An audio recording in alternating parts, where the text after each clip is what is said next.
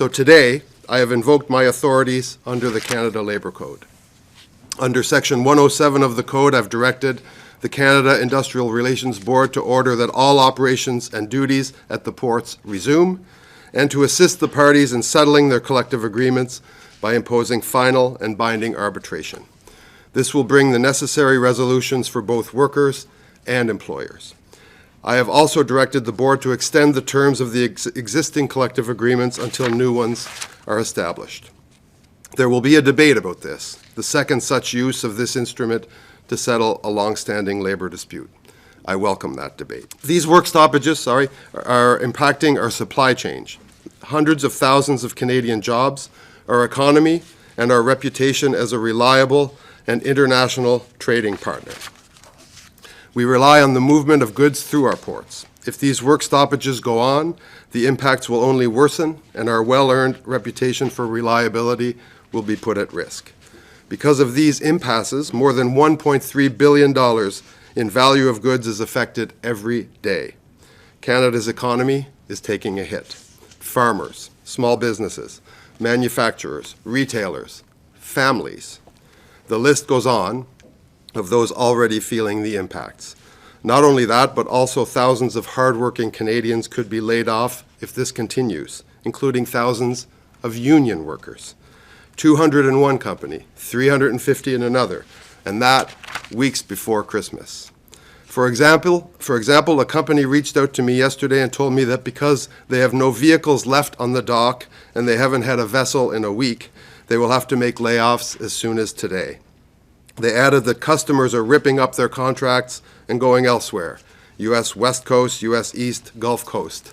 This is happening all across the country. It's certainly not something I take lightly. My belief and the government's belief in collective bargaining and in the fact that collective agreements that are reached at the bargaining table are the most durable agreements it is possible to conclude, that has not changed.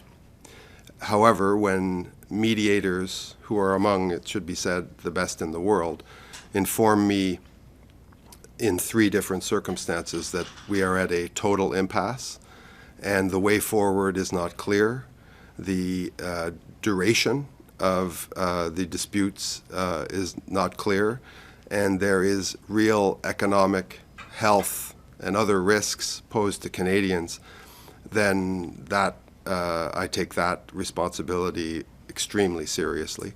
And Canadians, as I said, have limited tolerance right now for economic self-harm. In the case of these 3 disputes, we have over 2 years, on average, worth of negotiations to point to. Mediators spend days and days and weeks with these parties.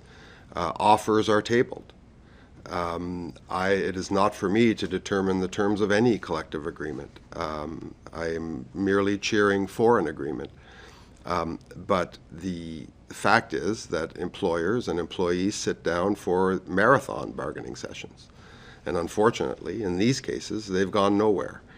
So as the economic losses threaten the country and begin to mount, it is up to the government to ensure that a fair settlement's reached. Arbitration leads to fair settlements, maybe not as durable as those that are reached at the bargaining table, and that we can get on with the economic life of this country and avoid layoffs and other carnage in many of our commercial sectors and for workers and their families.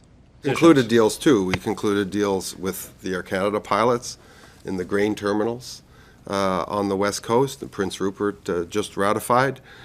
We concluded deals with the Videotron workers that had gone on for a great many months. So deals are getting reached at the bargaining table. Deals are getting reached even in the logistics and transportation sector. But no deal, according to the experts who are accompanying these parties, is possible in the short or medium term in the present circumstance. So when Canada's economy, Canadians' health is threatened, any responsible government has to step in.